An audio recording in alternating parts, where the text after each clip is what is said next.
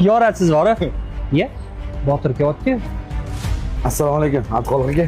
Sardor, Ro'shan, charchamayapsizlarmi? Bolalar, Abduxoliq aka. Onamni operatsiya qildirishim kerak edi. 10 million so'm pul yetmayapti. Bir oyda qaytarib beraman. Iloji bo'lsa yordam qilaveringlar.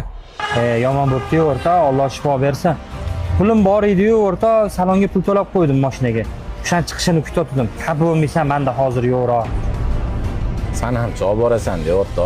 Pul kerak bo'lsa onang otang kasal bo'laveradi. O'zim hamki keldim bor o'rta, ertaga berasam yo'qmi qatdan topaman seni. O'zingga qarab gapir. Men tilamchilik qilmayapman. Qarz so'rayapman. O'zingni bos. Botir bilasan, pensioner odamman. Meni telefonni olib borib sotgindi, onangni davolatgin. Sizlar bilan vaqt kelganda gaplashamiz. Abduxoliq aka, bir minutga qarab oling. Mashinaga chiqing. Nima, taksi chaqirib qo'ydingmi? Yo'q, o'zimning mashinam, xoliq aka. Menga qara. Bolalarni xijolat qilib 10 million so'ray yuribsan.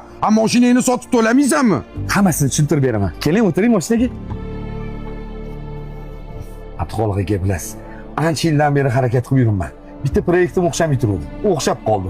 Kecha chaqirib, mashina ham berishdi. To'g'risini aytsam, shahar markazidan 2 xonali uy ham berishdi. O'rtoqlarimni yonimga tortaman deb kecha adam bilan maslahatlashsam, ozgina sinovingdan o'tkazmoqqa dedilar. Shu hammasi sinov edi. Onam soppa-sog'lik, Xudoga shukr. Abduxoliq aka, pensiyaga chiqdim dedingizmi? Shu o'zingiz bosh bo'lib, yo'l yo'lini ko'rsatib yonimda yursangiz bo'lardi. Shunaqa degan, pensiyaga chiqib ham uyda o'tirardim-da. Billa ishlarganmiz-da. Qani qo'lingni ot. Ilohi amin. Aziz qilsin, xor qilmasin, bandasiga zor qilmasin. Allohu akbar. Omadingni bersin, Botir.